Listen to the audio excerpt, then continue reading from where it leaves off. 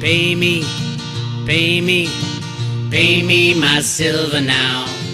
Pay me or go to jail. Pay me my silver now. Good morning, Big Square, Roadrunner.com with your morning horn of Z's, your sip of chaga. We're back on the chaga coffee.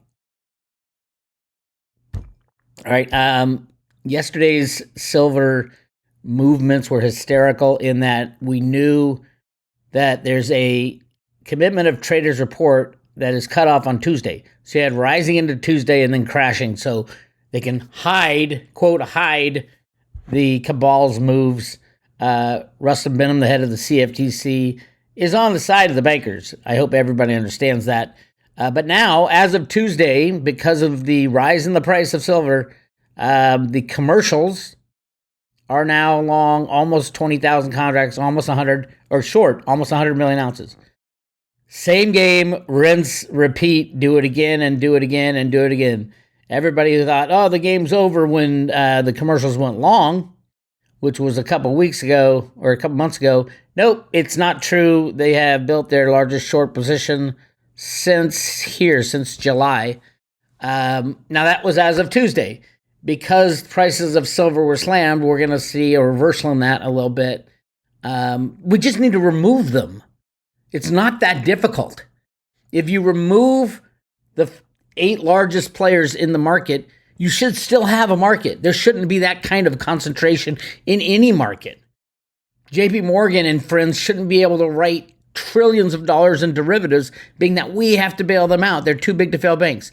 We have to bail them out if we want our system to continue to go. I don't think we will. I think this whole system is this close to ending. No more checking account, no more savings account, no more 401k. Gone, poof. Third-party destruction. That is the derivative weapon of mass financial destruction. Listen to what Rustin Benham said in this interview. And in many respects, the resiliency and the market structure of the futures market really were able to tamp down what could have been a much worse situation in the silver market. What he just described there is illegal. It is illegal in U.S. commodity law for the futures market structure was able to tamp down. What is the market structure? It's this. It's the futures and options. I mean, this is not rocket science. Futures and options are what determine, there's the tamping down, are what determine price. No, it's not supply and demand, my friends. Not in this world. So the criminal banksters are now short 100 million ounces. I mean, obviously, it's a lot less than the 500 million ounces that they were back here, but still. It's ridiculous. The con goes on. We will not see a true fair market value of silver until the COMEX is shut down. And that might happen at any moment. With the inventories are running, I think they're almost about to break 40 million of registered inventories, which is good. But Rustin Benham, the head of the CFTC, just explained how to rig markets, how to tamp down prices artificially. Nothing to do with supply and demand. In many respects, the resiliency and the market structure of the futures market really were able to tamp down what could have been a much worse situation. Heaven forbid that silver go over $30. What does Rustin Benham, what was he afraid of over $30? Maybe the true fair market value of silver will come out and it spikes to $600, $800, $1,000. How about 1-to-1 with gold? Is that what Rustin Benham was talking about when he said, thank God it could have ended up a much worse situation unless the market structure, meaning the big commercial short position, was able to tamp down the price. This is illegal in commodity law, and that's his job. His job as the head of the CFTC is to understand commodity law. It gets back to what Bart Chilton said to Chris Marcus when he said JP Morgan was breaking the law with silver derivatives, but a political decision was made by Gary Gensler, now the head of the SEC, not to prosecute. A political decision kept Jamie Dimon and Blythe Masters out of jail. Where's Blythe now? She's sitting over at Credit Suisse. Chairman of the board of Credit Suisse, Blythe Masters. Why did she get put there this year? because their derivative meltdown is spectacular. Spectacular. And it came from this. Who else bought BlackRock's LDI swindle products? LDI swindle products. That's exactly. So BlackRock and all their brilliance, these banker derivative players that just love their special products. This is the thing that takes down a global financial system, these crazy derivatives. So this article on Zero Hedge, who else bought BlackRock's LDI swindle products? Here it is. The recent collapse of the UK gilt market's long maturities, which required Bank of England to purchase tens of billions of pounds of long gilts to stem a Lehman moment, shined a spotlight on something called liability-driven investing, LDI. BlackRock, a swindler of LDI fund products and a bank that was effectively bailed out by the Bank of England last week, has attempted to clarify what LDI is and, in its own words, set the record straight. Remember, BlackRock is also a major, if not the major player in silver derivatives. They own SLV. The people, Evie Hambro over at BlackRock, longtime silver rigger. But you're not allowed to see that. They don't have to put their data in the OCC data like JP Morgan does. Anyway, here's how they explain what an LDI is. The amount of retirement plans are expected to pay out to their members in the future are also known as liabilities. And so-called liability-driven investment, or LDI strategy, aim to match the value and time horizon of their current assets to those future liabilities. One way retirement plans to minimize possible shortfalls is by using some of a given fund's asset to borrow capital, so that the scheme can invest further to grow the value of their current investments and benefit of future retirees. So they're borrowing the assets and leveraging them up with derivatives to play the future requirements of the retirement funds. This is a gigantic Ponzi scheme. It works great if the prices keep going up, but since the yields on the UK currency are crashing, oh my God. So they're leveraged 7, 8 to 1? This happened to be 7x leverage. Listen to the problem. What BlackRock propaganda failed to mention is the ugly situation that the UK found because pension funds had used LDI leverage to leverage their gilt portfolios through interest rate swaps and repurchase agreements up to 7x, to match their accrual liabilities. Leverage works remarkably well when the interest rates are stable. Leverage works even better when interest rates are falling, but when real interest rates rise in short order, leverage is devastating. For example, as it happened in the UK with over $1 trillion pounds outstanding levered to the extreme through BlackRock's LDI funds, rising interest rates forced a doom loop of selling to meet margin calls. Billions of pounds of pension funds faced immediate collateral risk. Thus, pension funds were forced to sell off various assets to raise cash to cover their bets. So not only did they lose massive amounts and lose the future liabilities of the pensions, they did it 7x times. They leveraged it up 7x. But who else does that? Who else bets on those interest rate swaps and repurchase agreements? Let's take a look in the United States. The Office of Comptroller of Currencies. There it is. JP Morgan Chase, total assets $3.38 trillion. $3.38 trillion. Total derivatives 56 trillion. What's that? 17 to 1 leverage? Not just 7 to 1, 17 to 1. But look at Goldman Sachs. They only have 500 billion in assets, but look at their total derivatives. 49.47. That's 100x leverage, 99x leverage. And Citibank's up there as well. But Goldman Sachs has literally 100x. That's of interest rates, just interest rate swaps that they were talking about. JP Morgan has $40 trillion, $38.9 trillion. That's 10x leverage right there. And this article is talking about 7x leverage. What happened to JP Morgan? I don't know. I guess I'm sure they stole money somewhere else in their portfolio, but we're going to find out when they report earnings coming up.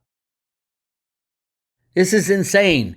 Derivatives were set up to be the destroyer of banks.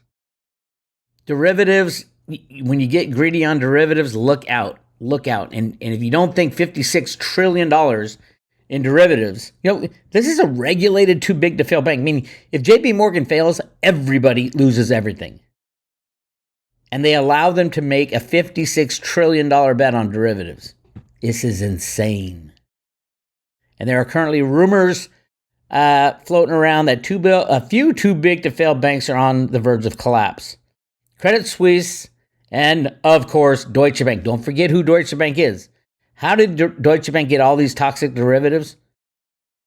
Jerome Powell, the head of the Fed, was in charge of transferring all the toxic derivatives in the 90s from Bankers Trust over to Deutsche Bank. Why do you think he became the head of the Fed? Huge, gigantic problems at Deutsche Bank. They've already been bailed out like 4 times. Credit Suisse and Deutsche Bank are reported to be on the verge of collapse. They have $2.7 trillion in assets under management between them. That's not the gist of it, though. Now, these quarterly derivatives, that's just U.S. banks. If JP Morgan and Credit Suisse are leveraged, and we know European banks are leveraged even more than JP Morgan, are we talking 50, 80, 100x leverage on $2.7 trillion? This is ugly. On September 15th, Lehman Brothers, a bank considered too big to fail, filed for insolvency. It was the single largest bankruptcy filing in U.S. history at the time. The bank had $639 billion in assets and $619 billion in debt. That's $619 billion, and we're talking $2.7 trillion, and not even counting the derivative market. Credit Suisse and Deutsche Bank are too big to fail. Some say Deutsche Bank will be okay, but Credit Suisse is the one that is in big trouble. Again, Blythe Masters is now the chairman of the board of Credit Suisse. She's the lovely woman that turned the credit default swap market into a $50 billion market that destroyed the entire economy in 2008. Blythe Masters was 100% in charge of building that market up to something gigantic, laying off the risk to third parties, and then they'd sell it to other people. It is a con job. Blythe Masters belongs in jail, but we're going to get what we deserve, truthfully. And this is what pisses me off these days about the Trump administration and the Republicans. They didn't do their job back when they had the power to do it. Now all the Republican congressmen are saying, oh, yeah, we're going to put Hunter Biden in jail and we're going to investigate all this stuff. Bullshit. You didn't do it when you had a chance to. You had 4 years. You ran the whole show and you didn't pull the trigger. So it's bullshit. I call bullshit. You're not going to do it. Okay, let's vote the Republicans in so they can wait another 4 years. Let's get Trump in there to rig the market for another 4 years. Of course he rigged the market. Beyond anybody's imagination, he rigged the market. The future is not going to be trusting anybody. That's why I've been screaming about this bullshit about NESRA and GESRA and the quantum financial system and the Iraqi dinar and all those bullshit inventions by people saying, this is how we're going to fix the system. Nobody will trust nobody. Period, exclamation point. There will be no trust when this shit falls apart. No Jerome Powell won't be deciding. No Donald Trump won't be deciding. No Janet Yellen won't be deciding, or Klaus Schwab or the EU or the U.S. Treasury even will not be deciding. Human beings will be, we the people are going to decide what we want to do, and we're not going to agree ever. Luckily, the United States has a constitution. We have gold and silver in there. The U.S. Mint is working feverishly to make gold and silver coins for the people after the crash. They're not selling it to us now. They are not selling silver eagles to the people now when they're supposed to by law. But even Ventris Gibson, the head of the Mint, said they're expanding their production massively for silver eagles, except you don't get them until after the crash. Credit Suisse Credit Suisse had a great bounce back on Thursday and Friday. Credit Suisse to buy back $13 billion in debt, sell Landmark Hotel as credit fears persist. So they're going to try to buy back debt so their credit rating stables, and then they're going to issue more capital, diluting the current capital. It's just a mess. It is a freaking mess. We saw the same thing in 2008, and it doesn't work. Blythe Masters is trying to take a good bank, bad bank approach, which is wouldn't you love to do that with your own finances? There's a good John Smith and a bad John Smith. The good John Smith owns a house and a car and has a great job and kids are going to school for free. The bad bank of John Smith has the debt on the house, the debt on the car, the massive credit card leverage, the college tuition payments that are due. And it's like these people, these bankster criminals think for years they can go using the crappy shit and just take the wins. And when it starts to go down, we're going to nationalize this bad bank. Thank you, Blythe Masters. What a great idea. And Switzerland will take the hit for that. When are these people going to learn? Soon, I hope. And California, where I live, is completely off its rocker. California begins fighting inflation with stimulus checks. It's just like the Biden administration that they can't explain what inflation is. The Inflation Reduction Act is a bill to spend money and cause inflation. It is insane what these idiots are doing. And now, watch. Gas prices are going to go up. Why? Because Biden's already given away over half of the strategic oil reserve. And, oh, by the way, OPEC said, fuck you, Biden. We're going to cut production. This is all part of the game, my friends. Like I said, we're going to see $15, $25 gas this year. This year. Get ready for it. And then this is on the table now. This is insane. Biden warns nuclear Armageddon threat back for the first time since the Cuban Missile Crisis. I don't think it will get there. But I wouldn't put it by them. These people are so evil, have controlled us for so long. I wouldn't put them by them. That they start pressing buttons. Oh, by the way, the U.S. is buying $290 million worth of anti-radiation drugs for use in nuclear emergency. Biden, do you get one of those pills? Does your cabinet get one of those pills? Does the deep state get one of those pills? I'm buying these pills, anti-radiation drugs for you and your friends and family? No. Stop paying taxes, everybody. This has gotten to be absolutely ridiculous. We're putting troops in the Ukraine, one of the most criminal countries in the world, with the deep state all over it, and we're giving them troops. We are, through the CIA, and we're giving them money, and oh my God, we're giving them all our weapons. So we have no weapons, we have no gas, we got no leadership, we're coming down to no food. It's the end of the world, and as we know it, I feel fine. Check out the latest Road to Ruta post on YouTube called Silver Riggers Gunning for Moving Averages in Grand Canyon. We found another cave of gold in the Grand Canyon. Go check that out. It is absolutely there. I went on Google Maps and I'm like, it's right there in the side of the canyon. Another one. This is Ruta finding the golden lights in the sides of the canyon. They call it Cobblestone Canyon in the Road to Ruta documents. But it's the Grand Canyon. We've done remote viewings on it. There's massive amounts of hidden gold in the Grand Canyon. Like so much more gold than you'll ever imagine. That's why the Federal Reserve was created in 1913, because they just found massive amounts of gold in the Grand Canyon 2 years prior.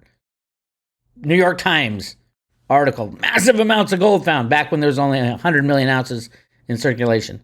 This is all happening. You want to learn more, go to roadtoruta.com. Join the Public Road right here on the left side. Subscribe for free. Public Road updates right there. And then if you want to get all the scoop, hit subscribe today. And we are giving away one Silver Ruta coin, the coolest coin ever made. With every subscription, 1 year subscription, less than $1 a day. It's $2.99 for a year. And that gets mailed to your front door as long as supplies last. and or the price stays down. This will change. I will give notice. I'll give a last call for these, but it will just end, and we won't be giving away the silver coins anymore. And then they're massive collector items, by the way. I think the Road to Ruta theory is absolutely 100% correct. We'll find out soon enough. This is Bix Weir. I'll talk to you later.